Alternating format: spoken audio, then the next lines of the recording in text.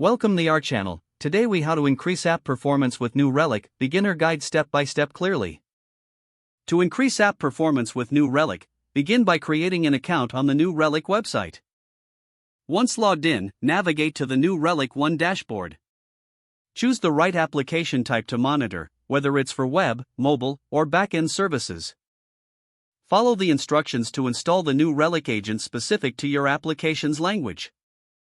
For a simple web application, you might need to install a dependency using a package manager like npm or pip.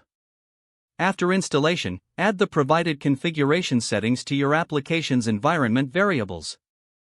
Make sure to include your new Relic license key in the configuration.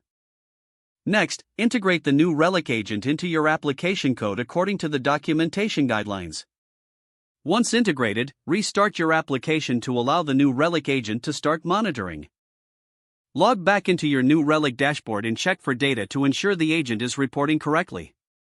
Explore the various monitoring features available, such as APM for application performance monitoring.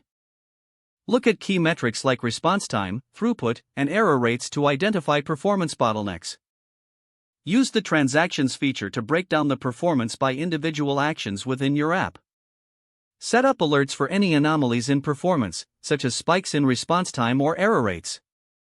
Regularly review your application's performance metrics to track improvements over time. Utilize new Relic's insights and dashboards to visualize data and identify trends to optimize your app further. Consider implementing new Relic synthetics for monitoring uptime and availability through automated scripts. Engage with the community forums or new Relic's documentation for advanced configuration tips and troubleshooting. By consistently monitoring and optimizing performance with new Relic, you will enhance your application's efficiency and user experience.